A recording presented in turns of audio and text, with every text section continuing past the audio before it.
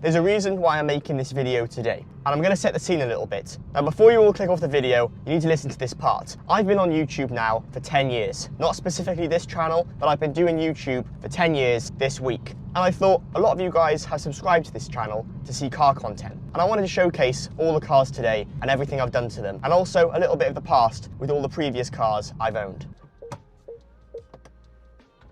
Now, like I said, I've been doing YouTube for 10 years, but particularly on this car and also my M240i, if you've been subscribed for a while, about 1 to 2 years on the 2 Series. Now, I'm pretty sure you guys didn't click on today's video to hear me talk about the fact I've been doing YouTube for 10 years. The reason you guys clicked on this is to see what cars I've owned and my plans on the ownerships. And now I'm not claiming also to have a really big channel. We're getting close to 5,000 subscribers, which for me is a massive achievement. However, a little bit of backstory. I've always been into cars. My father has always had really nice cars, and he still does. Now, when I say things like my father has had really nice cars, I'm not talking like McLarens or Lamborghinis. I'm talking like old school, cool BMWs, like E46 M3s, E92 M3s, all of those really old school, classic cars, some would argue. Now, I think this love for cars has come from 2 people. Obviously my dad, and also my granddad, because my dad got it from my granddad because he's also had very nice cars in his lifetime. And I know the jump up between very nice cars. Here we're talking about my M240i that I love, but also we could have a Lamborghini Huracan parked here. Now, I'm not saying I could afford it right now, obviously I can't, but there's a reason I've chosen this car. Look at the roads. Where I live, I couldn't be driving a Lamborghini down here all the time. So now that you know where my love for cars has actually come from, family members, you've now got to understand why I enjoy buying them and also modifying them, because I get a lot of joy out of modifying a car. So ever since my first car, the first car I bought straight after passing my test, it was an R53 Mini Cooper S. And just to highlight something about this car, it was the most ruined and the most chavved out Mini Cooper S you could possibly imagine. It had a straight pipe, it was on crazy mileage, it had an excessive oil leak, but it was a really fun first car. Now, looking at the M240i, which is now mine, is kind of crazy. But hopefully you guys get it now. Ever since that first Mini Cooper S, I modified it. I put a different exhaust system on it, I fixed the oil leaks, I added a performance air filter, which quite frankly did nothing. But to me, it was the enjoyment I got actually modifying that car, and it really gave me a taster of what modifying cars was actually like. And that now shows itself with my M240i that I have modified. For example, today in the UK, we have blue skies, which is extremely rare. But if it was a really rainy day and I had the day off, I'd do something like this. For example, I've got magnetic plates now on the front of the M240i. I made these myself, I didn't buy them, and now it's wonky, which looks amazing. But on a real though, what I'm trying to highlight is I've always enjoyed modifying cars, and I've always enjoyed doing things on them to improve them, to make them better, and that is where this M240i is now. You're going to want to stick around because we've actually got 2 more cars to actually cover in this video, but for now I'm just going to go over a few things that I have done on this M240i that have been requested by you viewers so you guys can actually see. Now we're going to start off at the very back. A lot of you guys have asked me what the spoiler is and also what the diffuser is. Now both of those, you can see they're genuine carbon fibre. Now do correct me if I'm wrong, but I'm almost certain this is a genuine M Performance spoiler. And on the rear we have this carbon fibre diffuser, quite an aggressive one, but I've looked everywhere and I think this one is discontinued now. The next modification I want to show you guys, which you guys ask about all the time, is my front lip. Now as you can see, my front splitter, it fades nicely into the sides. Usually these splitters, they cover this piece here, but I didn't want that to be covered. So what I did was I modified it to have a sleek look, so it only comes out in the middle, which I personally think looks quite aggressive and I quite like the style of it. You guys have seen enough on the M240i. Let's get in the next car and I can tell you more about my love for cars. So like I've mentioned, I've always been into cars, and I think being into cars is a really good thing because there's so many other things in the world which can actually bring you down in life, and I think cars really, they're a good thing to spend your money on if you spend it wisely. For example, I'd argue that spending money on this M240i could be wasted because it's not an M car, but I enjoy it, and I think if you enjoy modifying your car, that's the main thing. Now, of course, this M240i, it's a massive step up from my first ever car, that Cooper S. But from those cars, we need to jump on to what I actually went into next, and that was a John Cooper Works. Now, I really liked the shape of the Minis, I liked the driving style of them, and I liked the front wheel drive aspect. And in the UK, insurance, a rear wheel drive BMW was never gonna happen. So my only choice was a John Cooper Works. Now, I'm not hating on these cars, they're an amazing car, and I loved mine. Little bit of a story of how I actually got mine. I used to have jet skis, and I sold my jet ski at 1 PM in the day, At 1:30, I was on Facebook Marketplace and I saw the John Cooper Works, and it was about 200 miles away from my current location. Me and my dad messaged the guy, we arranged to meet him, we drove there straight away with the money I'd just sold and gotten from my jet ski, bought the John Cooper Works, brought it home, and it was my first real performance car. And if you did watch my newest YouTube video, you would have noticed the fact that I made a video ranking all the engines I have driven. I didn't include the mini engines because they're not really a BMW engine. However, from those minis, I then upgraded to another John Cooper Works, which was an even better car. Then it all went downhill when I decided to be a sensible guy and I got the 2-litre diesel, a 120D. Now that 120D, it was my first BMW that I could actually insure, and it wasn't amazing, and it was very, very short-lived. I didn't keep it for that long, and when I saw the M235i, I had to buy it. So now we're in the next car. We're actually in my wife's Polo GTI. Now, arguably, I love this car more than my actual M240i. The reason being, it's fun.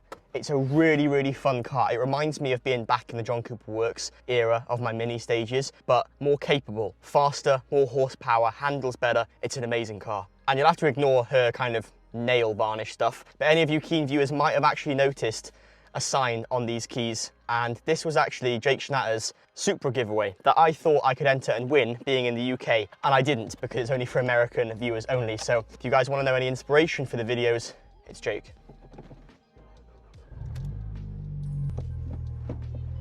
This thing is quite a loud car to actually be in, but going back to the stage when I told you about the cool cars that my dad used to own, he did have, and this was way before I was around, a Zafira RS, which he actually sold on 34,000 miles, which if you actually work that out in today's market is a lot of money. So I bet he wishes he kept that car because that would be worth some serious money now.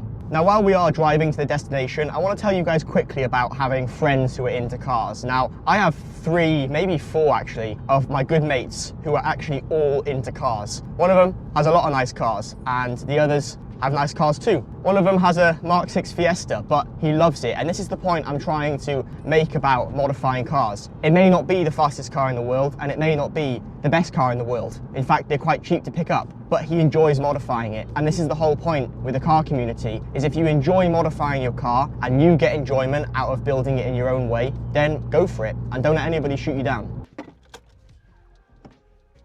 So let's talk about arguably the fastest car on the drive, this Polo GTI. Now this is literally like a Golf R in some sort of tracksuit. This thing is mentally quick. And while it might not be the fastest car with actual performance, it's all to do with power to weight. This thing weighs just under a ton and it's got 330 horsepower, which I've actually got a dyno printout, which is just unreal. Fully set up on Bilstein coilovers. And we've also now got the semi-slicks on this thing. So this is gonna handle amazingly when it comes to actually putting it on some UK track days. But this car, although it is in my ownership, it's not really my car, and it's mainly my wife's car. She's always wanted a Polo GTI, and I thought if we're going to get a Polo GTI, it's got to be a modified and a quick one. Now yes, these cars come pretty fast from factory. However, having it as a stage 3 build with an upgraded turbo, etc., it was something I had to do. Now, any keen viewers to the channel will know that I actually swapped my M235i for this car. Now, I lost way too many races in my M235i to tuned Polo GTIs, and I thought, well, my wife wants one, and I've lost too many races, so the motto is, if you can't beat them,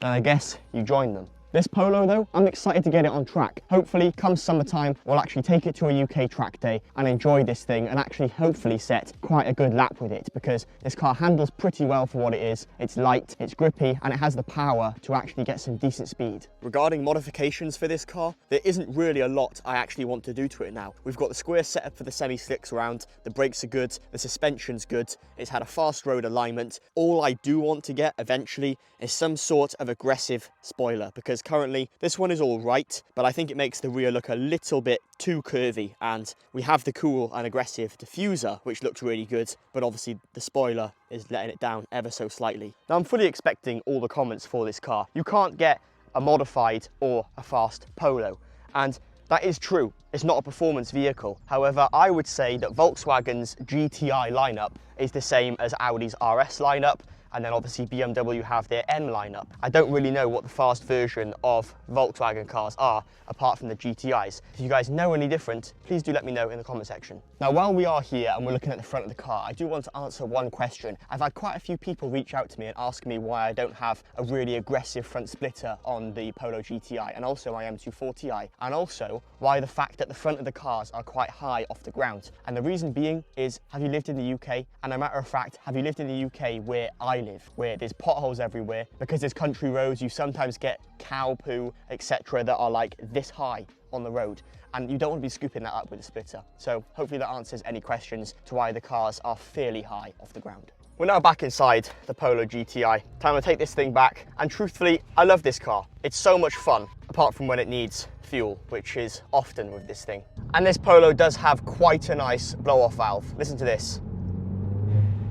Now that is something my M240i doesn't have, and that is something the next car I'm going to showcase to you guys doesn't have either. Now, one thing to mention, running all of these cars, it's not the cheapest thing in the world. For one, like we just saw, fuel is a never-ending thing you have to put in performance vehicles, as well as the maintenance. You guys would have seen, if you follow my social medias like my TikTok and my Instagram, etc., you would have seen the work that I've had to do on that B58 in my M240i to get it ready for summer, to get it ready for track use, all of that stuff. But with cars, they break, and that's the same for a Bugatti, a Koenigsegg, a Volkswagen Polo, or my M240i. All cars will break, no matter what you've spent buying them in the first place. Now, regarding buying these cars, I still work a full-time job, and that full-time job pays for all of the maintenance, it pays for the cars. My wife works as well, and it's not ideal having to work for things, but I think in life, if you really want something, then you have to work for it. That's just the way it is. And the same with YouTube. And this channel, if I'm completely truthful, doesn't bring in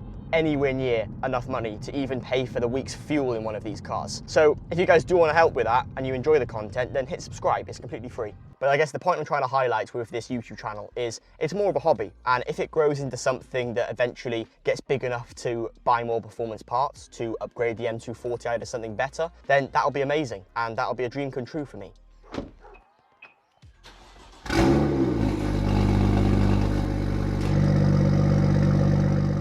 I think you guys can see the smile on my face sitting in this car. Now, is there any replacement for displacement? We've gone from a 1.8 litre Polo GTI to now again a 3 litre inline-6 turbocharged BMW engine. But here's the thing, it's not just any BMW engine, because if I show you guys the dash, you'll notice something the other two cars didn't have.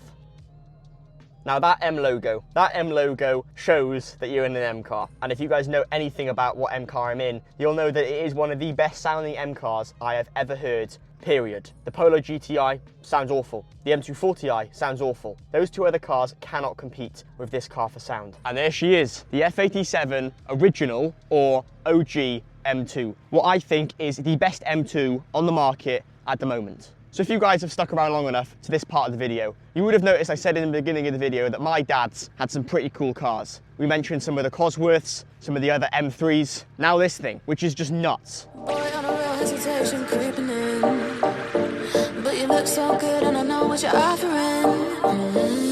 Phone's lighting up, but I'm just gonna let it ring. Yeah, my phone's lighting up, but I'm just... And it would be good to clear up that this car isn't mine. Yet. However, I have the privilege to showcase this car to you guys, to show you it, to show you the sound and why it's so good. First thing to mention, this little adapter down here.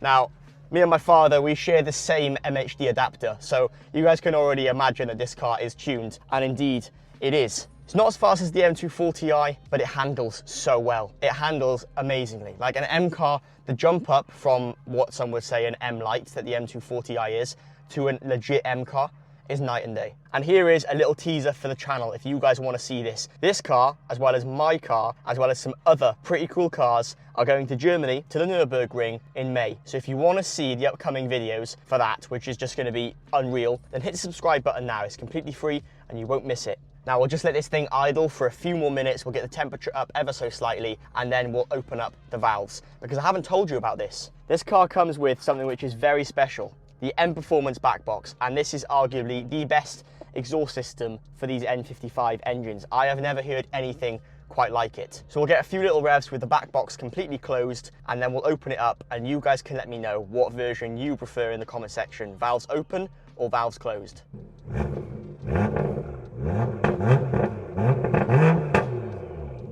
That was valves closed, so now if we double click the button, it's going to open it. So the bit I love about this is they say double click for track mode. So are you only allowed to open this on a track, or can you do it anyway when you're driving? It's kind of an interesting thing, but let's hear this thing now with valves completely open.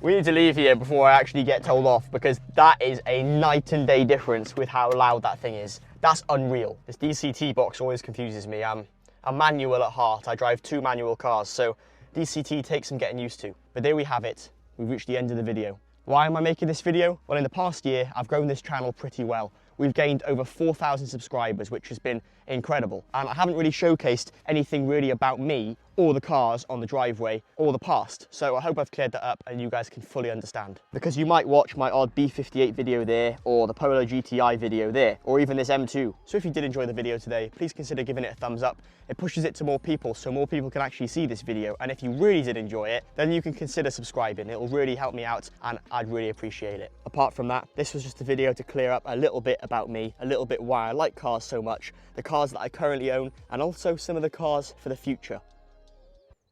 I'll catch you guys in the next video. Thank you very much for watching today. Bye for now.